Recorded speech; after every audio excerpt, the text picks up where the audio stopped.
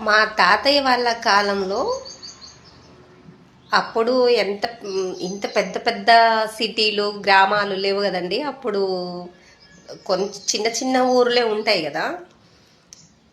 అప్పుడు ఎవరైనా కొట్టుకున్నా, తగువులు పెట్టుకున్నా, పంచాదులు పెట్టుకున్నా ఇళ్ళ పక్కమ్మటోళ్ళో లేకపోతే బజార్లో బజార్లో సెంటర్లో గొడవ పెట్టుకున్నా అక్కడ ఉన్న వాళ్ళు సర్ది చెప్పి వాళ్ళని విడదీసేది.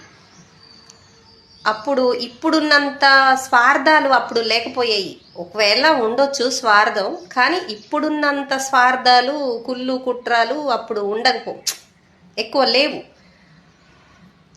ఇప్పుడు ఇళ్ళ మధ్యలోనే కానీ, సెంటర్లలో కానీ, సిటీలో ఎక్కడైనా కానీ ఒకరిని కొట్టుకుంటున్నా, హత్య చేస్తున్నా, వేధిస్తున్నా, ఇలా గొడవలు నరుక్కుంటున్నా చేస్తున్నా విడదీసేది పోయి వీడియోలు తీయటున్నారు.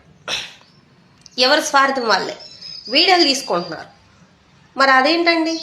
సరే, ఒక్కళ్ళు వీడియో తీస్తున్నారు, అది తప్పు అని లోకానికి చూపించడానికి వీడియోలు తీస్తున్నారు. మిగతా వాళ్ళందరూ ఎవరు పడితే వాళ్ళు వీడియోలు తీస్తే ఇక రక్షించేది ఎవరు? వాళ్ళని కాపాడేది ఎవరు? ఎక్కడుంది న్యాయం? అప్పటికి ఇప్పటికీ చాలా తేడా ఉందండి. అంతా స్వార్థాలు ఎక్కువైపోయినాయి. కాపాడే మనుషులే లేరు, రక్షించే మనుషులే లేరు.